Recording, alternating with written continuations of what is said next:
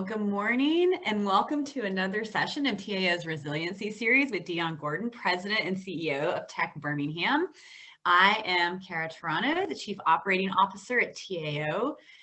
Back in early 2020, a lifetime ago, TAO created the Resiliency series as a way for the members of our community to hear directly from elected officials and key stakeholders about issues related to the resiliency of our region.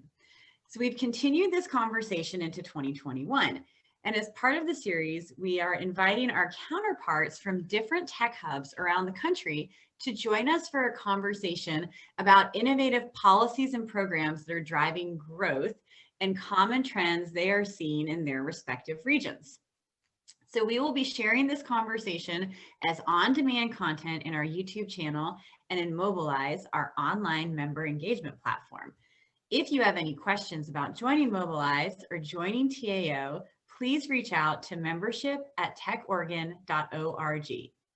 If you have any key takeaways from this conversation, please share them with us on social media. We appreciate all the social support, and you can see where to find us on the slide. And now it is my distinct pleasure to introduce someone who is a work colleague, but I also consider a friend, and have Deon Gordon joining us here from Birmingham, Alabama. Thanks for joining us today, Deon. Thank you for having me, Kara. It's an absolute pleasure to be with you, kind of talk a little bit about what we have going on here. I think it's a great transition from being in Puerto Rico for 5 days to talking about something that I love. So thank you for the opportunity to kind of ease back into into the workload. We'll let you ease in easy, and we'll start with an easy question to get your brain going. So can you tell us a little bit about Tech Birmingham? How long has the organization been around, and what exactly is your mission? Absolutely. So funny enough, we have been around since 2002, which actually makes us one of the longest standing organizations, especially a tech organization within Birmingham. Its history actually goes back to a panel that was put together. And I think around that time, some community and elected leaders realized that if Birmingham was going to level up in the technology ecosystem, that there was going to have to be an organization to serve as that convening and coalescing voice. And so from that commission came the Birmingham Area Leadership Technology Alliance, the craziest, longest acronym / name, BATLA. BATLA. Yeah, right. But they did, in their wisdom, decide to change the name of that to Tech Birmingham at some point down the road. So, and funny enough, a lot of civic leaders that are engaged in technology now, I came to realize later, were involved in its founding, from university presidents to former mayors. It's just a really, I think it was a great manifestation of the vision that those people had back then. And it's funny to see them in their roles now.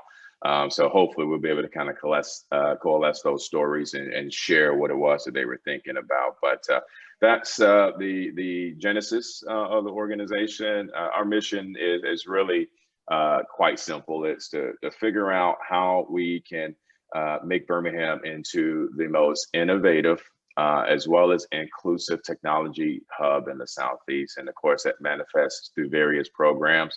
But that really falls into three buckets. There's one about how do we make sure we market and promote the ecosystem, which kind of seems like it might not necessarily align on the surface with the mission of a technology organization, but we recognize that so much of that work drives to our ability to retain talent and recruit talent, because if they don't know about what it is that we're doing here in Birmingham, it's going to be hard to maybe overcome some of those, whether stigmas or the gaps that exist in people's minds when they think about Birmingham. So again, challenge / opportunity, right? You see this in a lot of, civic or city and state dynamics where Nashville, people really don't associate with Tennessee. They've carved out their own brand, or Austin, how it's positioned itself vis-a-vis Texas. Birmingham has an opportunity to do that as well, and say, hey, you might not know about what we're doing here in this state and this city, but come down here, be a part of it.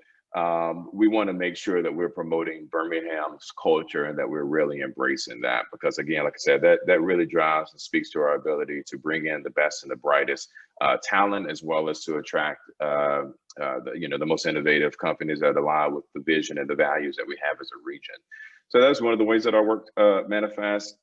Second is about growing the ecosystem.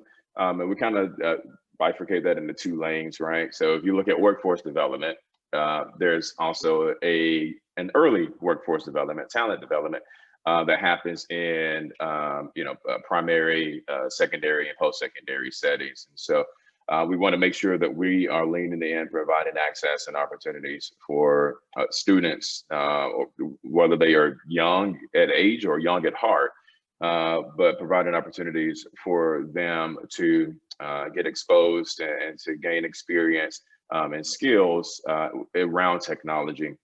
Funny enough, one of the I think greatest examples of that work is the Education Farm, or the Ed Farm for short. I'm sure we'll kind of talk a little bit about that when we dive really into some of the initiatives, but that was something that Apple really latched onto, and that work has just been absolutely incredible, starting with about 12 city schools and expanding some of the components statewide. And now there's even a regional reach with this initiative called Propel, designed to physically and digitally connect all 100 plus HBCUs. So again, just about making sure that people have those opportunities to engage around the curriculum, to get the professional development that they need.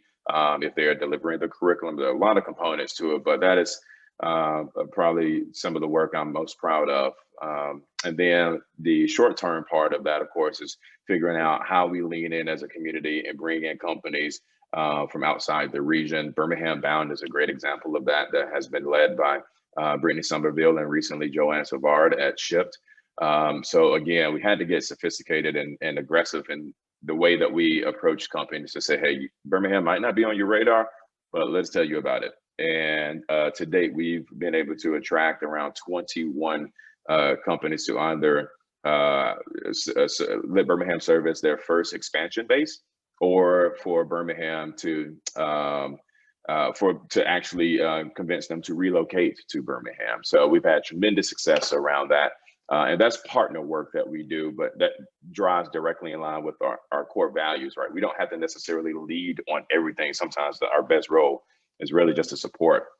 And the last thing, I'll kind of wrap up this missive of mine, but the last thing is really about creating community and just intentional opportunities for people to connect, whether that is around, as we mentioned before we got started, the event Startup Drinks, just for people to have those casual interactions, provide those platforms and opportunities, or it could be around something much larger, like our cybersecurity conference that we just concluded digitally, had over 600 people attend and participate. But also the events that we've done in the past, SLOSS Tech, for instance, and partnering with events around Innovation Week. So, but again, at the end of the day, that's really just about creating community and opportunities to develop meaningful relationships. So that is it in one circuitous nutshell. I love that for so many reasons. So you and I were chatting before we started. I lived in Birmingham right out of college, and so I was a member of Tech Birmingham starting in 2004. But the reason I'm bringing this up is you were talking about the role of Tech Birmingham in the economic development aspects of the city and the region. And I'm thinking personally of the organization that I started working for in Birmingham. I was like the 17th employee. And then when it was all said and done, that company was acquired by a global consulting business and still has an office in Birmingham, Alabama. And so like it's the perspective of being able to see that, 16 years after the fact is pretty interesting. And I think it just really aligns nicely with the history of the organization. So thank you Absolutely. for that. And I follow your talent work, so we'll get into that. That's impressive. But let's get to know you a little bit more first. So before Tech Birmingham, you had this really interesting career because you worked in tech, and then you've also worked in community economic development, like growing businesses. So you have this perspective from both fields. So what was it that drew you to the Tech Birmingham mission? Uh, it honestly, I feel that um, it was just a moment that I needed to lean into this work. Obviously, I'm very passionate. I'm passionate about three things, right? Birmingham and the built environment to a large degree, and just the way that cities can facilitate how people engage. It facilitates the society, right? Well, the from the streetscapes to the width of the sidewalk and how buildings engage the street area. I'm just really fascinated about all of that, and then in particular how Birmingham kind of embraces that. Second thing is technology. I've always, as long as I can remember, fiddled around with computers and coding and things of that nature, graphic design. It's just something that really resonated with me. And then the third thing is entrepreneurship. And so this role right here was the culmination of all of those passions. It was the perfect intersecting point because so I was selected in December 2017. A few months before that, my good friend Randall Whitfin decided to, well, he decided earlier, but he won the mayoral's race in Birmingham in August 2017. A few months before that, my good friend, who wasn't at the time, but we developed a great relationship, Dr. Lisa Herring, was selected as the superintendent of Birmingham City Schools that same year. Also in December 2017, we had the announcement of Shift and its $550 million acquisition to Target, and the announcement that the headquarters will remain in Birmingham and so on and so forth. So in just a span of probably 6 months, give or take, we had some major announcements, pivotal decisions, events taking place. And I reference all of that because that was, I think, our opportunity to capture lightning in the bottle. And had it not been for those events and those people being in those seats, right, from Bill Smith, Randall Whitfin, Lisa Herring, and so many others in the ecosystem, I have a hard time seeing how things like Ed Farm and Propel get birthed, because, you know, just being able to step back and see the importance of having not just people support it, that's good. You know, you can call up an elected official, you can call up a university president or a superintendent and have them say, yes, this is good, put out a press release, but to have them actually engaged, actually champion it, and then have the entire community come out as well, all singing from the same hymnal, that was remarkable. And that was our leveling up opportunity for Birmingham. It was perfect timing because about 10 years ago, we started to see Birmingham level up in terms of, going back to my previous role, right, community economic development. We had the opening of Railroad Park, this gorgeous 19-acre park smack in the middle of downtown. That opened in September 2010. Then we had the baseball stadiums, April 2013. An entire neighborhood flourished around it called Parkside. So Birmingham really started to get its sea legs in terms of community and economic development. And then a few years after that, right, we see that same transformation taking place within the tech ecosystem. So again, to answer your question, it was just the perfect culmination of all of my passions, and kind of stepping back and talking to people, it really seemed like things were converging toward this seminal moment for us as a community. You know, I agree with that. And I'm reaching into the depths of my memory, because at that point, you know, Birmingham had really shifted in terms of the enterprise companies that were there. Health South had fallen apart. Regions and AmSouth. And AmSouth had merged. Compass had been acquired by BBVA. So like you'd had kind of this compression of right, like the historic businesses in market, and it really was sort of a pivotal moment. Gosh, I didn't realize that had all kind of culminated when you were starting. That's very cool. So, okay, that actually leads really nicely into this next question, because you've touched on it. Like, you've talked about the ability of the community to come together, and just hearing you relay the stories about the Railroad Park and the Barons baseball team coming back downtown, and really how that changed. You know, UAB is a big part of that, but businesses too. So like, how would you characterize the tech community in Birmingham that's able to do all of this? So there's obviously strengths there. And then what are some of the gaps that you in your role are trying to address? Yeah, well, so a couple of things. Some I think are a bit more tangible than others. The word that I really think describes Birmingham from a tech perspective, but also overall, is resiliency. And yeah, I love to kind of tell the story about Birmingham's history. It was founded in 1871, and 2 years later, it was almost wiped off the map because of a cholera epidemic in 73. Right, and you had some amazing characters. A famous woman who ran a brothel, but she stayed behind and helped nurse people back to health, and you know, just was one of the individuals that decided to stay during that pandemic. And then a few generations after that, you know, Birmingham suffers the collapse of steel. We kind of stumbled through. I think there's a really good story about leadership within the civil rights movement. But, you know, Birmingham had to push its way through that, but in a really good way in a lot of respects. But, you know, that was something that we had to figure out how to navigate as well.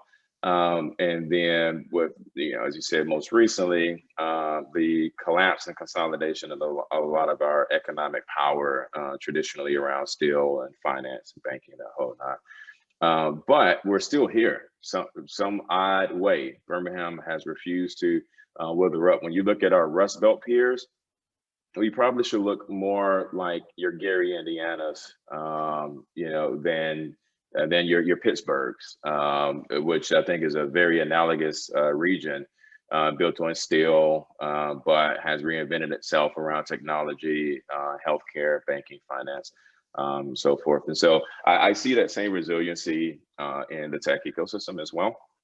I think one cool thing about it is how we've been able to position that story as something that helps Birmingham attract the best and the brightest. So Venture for America, I'll lift up as an example, and the executive director for the Birmingham area is actually a board member of mine, Abby Guerin. And she is quick to point out that one of the things that resonates with the VFA fellows here in Birmingham, which actually has, if I'm not mistaken, the second largest number of students that have stayed in a city after the 2-year requirement. So clearly something has resonated with them. But our pitches to them is really that, you know, you don't have to wait in line to make an impact. You can roll up your sleeves. If you're the type of person that likes to get into the weeds and get dirty, but make impact and see it immediately, Birmingham is the city for you. And we saw it time and time again where we had young people, not just in City Hall, but literally creating and deploying initiatives that they thought up, that they co-produced. That's not something that you really see in a lot of, you know, your second and third tier cities. And it wasn't just in City Hall, but you saw it in a lot of our tech companies as well. And so, you know, I think you mix that resiliency, because Birmingham just again, it's a fascinating history, right? But then with opportunity to really say, hey, we're going to take these ingredients of our past and use it to recontextualize and create something that's, you know, appropriate for the future, and that we had a direct role in shaping. That is attractive for a large number of folks, especially when you think about, you know, the millennial and the Gen Z generation. So I feel like I don't even know if I answered your question, but there you go. You did. Like, I did not know that story about the brothel owner, but that was really interesting in the first in an interview. And two, I'm very familiar with VFA, and that's interesting that the students stay. But what I love most about your answer is you're like, I'm not trying to compete with San Francisco or Chicago. Like, I know the size of my market and where we can be successful. And I'm trying to be the most successful there. And I think that's pretty compelling. And Birmingham's a super livable city. So like, yes. Why wouldn't you want to stay? Okay. I'm going to talk about probably 2 more things, but this one I've got to dive into because you talked about the civil rights, and I was super excited when Randall was elected mayor too. So, you know, you're talking about a lot of background and history around diversity, equity, and inclusion. So we know increasing diversity in the tech sector and promoting that culture of equity and inclusion and belonging are key priorities for you. So how do you feel like things are going on that front? The industry is hard to change. And what are some of the most successful programs that you've implemented? Absolutely. Yeah, so I find it so fascinating that Birmingham has, at worst, a reputation that might make it hard for people to see themselves coming here before they come here. When we get them here, like, oh my God, right? Like, this is an amazing place, amazing food, skyscrapers, and lush greenery. Yeah, I mean, they're blown away, right? But I think one of the things that Birmingham really can do around that, kind of looking at it from a wider lens, is to really embrace who we are, what we are, and the contributions that we have made. Like the 2 things that stopped the world in its tracks in 2020, right? Obviously, social justice and racial equity, triggered by the killing of George Floyd, and then the global pandemic, right? Social justice, healthcare. Those are 2 things that Birmingham is incredibly well known for. Obviously, our history and our legacy around human and civil rights. And then UAB and the supporting institutions, whether it's Southern Research and so on, but Birmingham being a healthcare magnet, healthcare hub.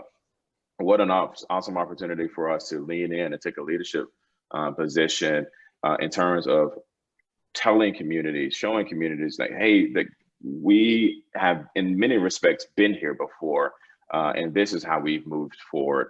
I think it is I take it as an encouraging sign that Birmingham has, funny enough, probably for the first time in its history, emerged out of a negative situation, a negative economic impact, whatever it is, but we've emerged out of it quicker than most cities, most regions. For instance, our unemployment rate is the lowest in the nation, tied with Salt Lake City. We did not lose as many jobs. We were able to return people to the workforce much faster than we have, and a lot of that, again, just that spirit of resiliency that we have. And then I think a lot of innovative efforts as well. Birmingham Strong being one of them that came out of City Hall. They actually, before the federal government even moved, rolled out this program that allowed small businesses to access loans because they realized that most have probably only had 3 months of cash flow on hand before they had to close up shop.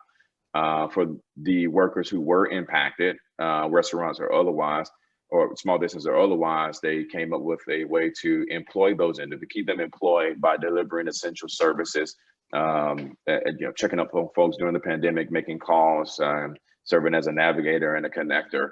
But again, paying people a living wage while during that time it took for the federal government to actually get involved. So just an innovative stuff like that. And then, of course, like I said, it just helps to be based in a base or have a city that is based in many respects on healthcare, where I think we just kind of took a different approach to it. Yeah. So we got all of that that's going on, but specifically around diversity and inclusion, we've really started to again embrace who we are and embrace that culture, right? And I think that serves as that blueprint exists. Atlanta has done that incredibly well. We're starting to see Tulsa do that as well, right? And so, I can't think of a better city than Birmingham to follow suit and say, this is who we are, and this is why we need to lean in, because it makes us all better. It makes us all stronger. It makes us a much more attractive region. So we're starting to see now initiatives like Naisha White at Birmingham Black Techies, group that she started up just specifically for Black people in technology to have that community. Obviously, one of the things that you hear is, wow, didn't know there were so many Black folks in tech, right? So just, Yeah. right, it lends credence to the fact that that was needed not too long ago. So Tech Birmingham, we have BWIT, Birmingham Women in Technology, which is our longest running affinity group. And funny enough, so before we kick this off, you were talking about our friend Sanjay Singh and the CGI story. So Julie Stein, who is on my board, she is at CGI, and she's a part of the leadership team of BWIT as well. So it's just, you know, connecting all of these nice little dots. And then a few months ago, we released our another affinity group called Tech Equals, and that's specifically for our LGBTQ plus community. And so I knew that was the right decision for us to do. Just, I mean, that was an easy, you know, that wasn't even one that I had to wrestle with, but I didn't understand the impact of it until somebody very prominent in the workforce development community gave me a call, and you know, she wasn't comfortable with necessarily sharing publicly, but she told me that she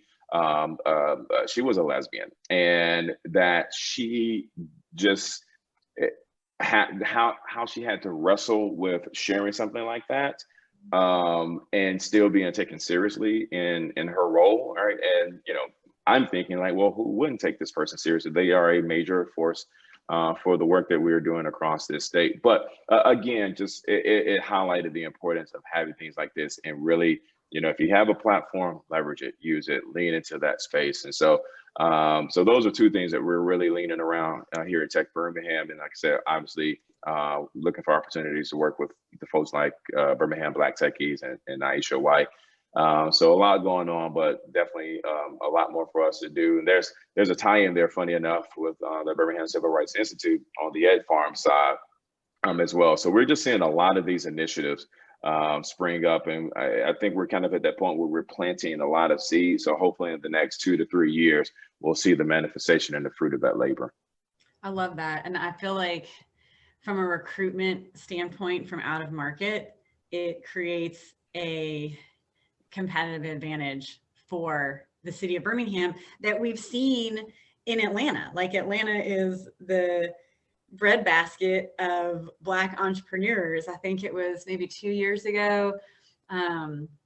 There was a magazine spread, and I'm like, I know all these people. And I was like, oh, wait, these are all people I know in tech in Atlanta. Like, and you know what's so fascinating, that a lot of the people that get referenced, they have Alabama roots, right? So Jewelberg Solomon, a lot of folks know she's leading, right? She's from Alabama. Joey Womack, exactly, right? Joey Womack. Yes, from Alabama. Also a friend of mine. Right, crazy. That is, and so then there's that hope too that they come back at some point. Okay. Yes, exactly. I'm going to end with this, because part of what we've been talking about here in Oregon, so we're a little different because we represent like the whole state and part of Southwest Washington. And we've been really integral in the 10-year innovation plan for the state. I've served in different capacities to talk about that. Do you have an equivalent? And what is the Tech Birmingham voice and platform doing as the entire city of Birmingham talks about innovation? Yeah, absolutely. So funny enough, looking at it from a statewide perspective, a number of our board members, past and former, are actually a part of what's called the Alabama Innovation Commission, or Innovate Alabama. And so the idea behind that was really just to convene some people who were, involved to a large degree in technology and innovation in the state, and just get their ideas on what needed to be done to move forward. And this is something that is sponsored at a state level. And they just wrapped up, I believe, the first year of their work. And so one of there are two main initiatives that have come out of that work, but one is basically matching funds for SBIR and STTR. And there's another component as well, and I apologize, they just wrapped up, so I have to wrap my head around some of the work that they've done. But this will be funded. again, there would be money set aside in the state budget to fund this work. And so stuff like that really gives me a lot of encouragement, because again, the state is going to have to lean in if Alabama is to not just survive this fourth industrial revolution, but thrive in it as well, point blank, period. So we got that going on. And then from a regional perspective, we're starting to see a lot of folks coalesce. And I think this is going to be kind of ties into one of your earlier questions, right? Some of our greatest strength. This might be our greatest challenge / opportunity, but we've had so many organizations and initiatives stand up in the last 3 years, which is all a great thing, right? Techstars didn't exist 3 years ago. Techstars in Birmingham, Alabama Capital Network, which seeks to educate and connect venture capitalists, that did not exist. Ed Farm, the project that I've mentioned countless times, that did not exist either. And countless others. And so to the degree that we can all get on the same page and say, like, this is what we need. This is how a future Birmingham can be ideated and deployed. We're going to have to build muscle memory for that, right? Because we have never been here before, again, which is a great thing. But we just need to make sure that we're all rolling in the same direction. We've had a lot of leadership changes, Innovation Depot and Innovate Birmingham, which is the boot camp designed to connect opportunity youth to high demand jobs in IT. EDPA, the Economic Development Partnership of Alabama, recently went through some leadership change. The Birmingham Business Alliance recently went through some leadership change. So it is a very dynamic community right now. But again, that could be our greatest strength if we all come together and row in the same direction. And I think leadership at the top, obviously, Randall Woodfin has leaned in a lot of ways, but also the Jefferson County Commission. Commissioner Steve Ammons has been a remarkable proponent of this as well. One of my board members, Mike Shaw of Hoover, he again has been really leaning in. And Hoover's mayor, Frank Ricotta, Hoover, for those who listen in, is one of the principal cities of the Birmingham Hoover metropolitan region, about 100,000 plus residents, so a pretty big suburb. So they have a significant role to play in this as well. So we're starting to see people kind of come together and recognize the fact that we need to figure out what it looks like to roll in the same direction. But as far as the equivalent of the Innovation Commission that we see statewide, we still have to flesh out what that looks like, I believe, for the local level. But all the signs are there that we'll be able to do that very soon. I love that the state is investing in loan options and funding options for entrepreneurs. I think that's really cool. And it's interesting to hear that all of those organizations, because I'm aware that they've gone through some transition, and I feel like there was maybe a role recently within the city that's maybe public and privately funded that's focused on entrepreneurship and like works with the mayor. I mean, I think that there's just some really interesting things going on. And gosh, I could probably talk to you all day, but everyone has to be mindful of time. So I'm just going to say, Deon, thank you so much. And I love the work you're leading. And I obviously have a soft spot in my heart for Birmingham and for the Tech Birmingham team. And I'm like, gosh, I don't know that I'd ever go back to Atlanta, but I'd totally come back to Birmingham.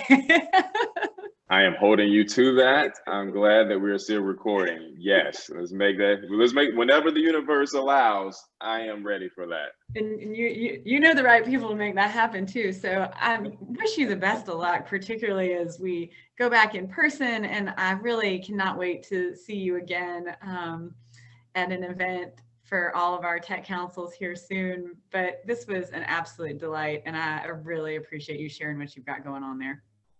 Likewise. So just thank you for the opportunity and for being an advocate and a champion of the work that we're doing here. It means a lot.